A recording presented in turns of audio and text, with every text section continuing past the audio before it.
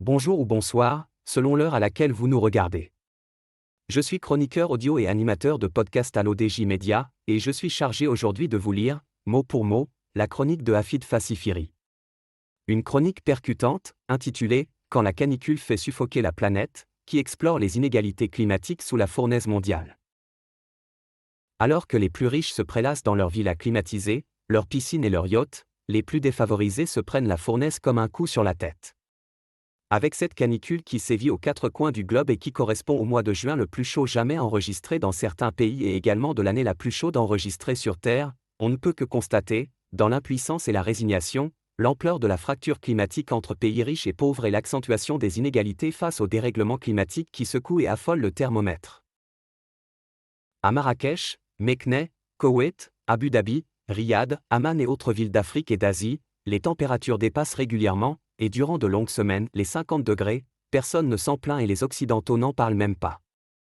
Excepté lorsqu'il y avait une Coupe du Monde au Qatar et qu'il a fallu climatiser toute la ville de Doha en plein mois de décembre pour que les Européens puissent évoluer à l'aise et sans souffrir. Ainsi, la semaine dernière, dès que le mercure a dépassé les 40 degrés à Madrid, à Paris et un peu partout en France et en Europe, il n'y en a plus que pour la canicule, la chaleur qui fait suffoquer les pauvres Européens qui n'ont pas l'habitude.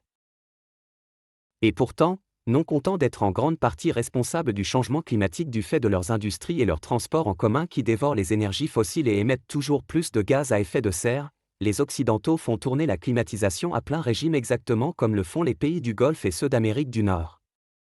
Le bien-être et les intérêts des Occidentaux, et surtout l'égoïsme des plus riches, passent avant tout et le monde entier peut crever ou aller en enfer.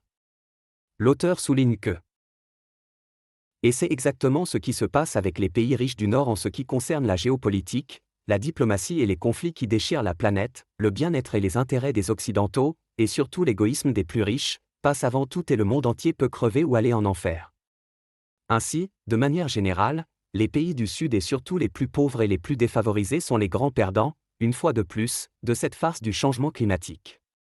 Et malheureusement, la communauté internationale a échoué, après près de 30 ans de négociations climatiques, à apporter des réponses communes et globales et à imposer au gouvernement, de manière contraignante, l'obligation et l'exigence absolue d'apporter des solutions locales tant pour l'adaptation au réchauffement en cours que pour la résilience vers les énergies du futur. Au Maroc, les régions les plus reculées vont souffrir davantage de la sécheresse et de la désertification avec une rareté exacerbée des ressources en eau, loin des stations de dessalement de la façade atlantique ou des stations de traitement des grandes villes, lorsqu'elles existent et fonctionnent en permanence. L'auteur alerte que prévenir mieux vaut que guérir.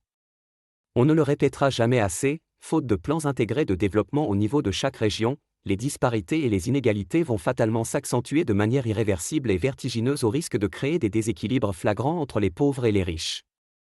Et quand le déséquilibre atteint et bascule vers vous un point de non-retour, le prix à payer est trop lourd pour la facture de toutes les fractures, et il est trop tard pour constater qu'il valait mieux prévenir que guérir. Merci à vous d'avoir suivi cette chronique signée Hafid Fassifiri. J'ai fait de mon mieux pour vous la transmettre avec la plus grande fidélité, dans le respect absolu de ses propos. Rendez-vous très bientôt pour une nouvelle lecture engagée sur l'ODJ Media.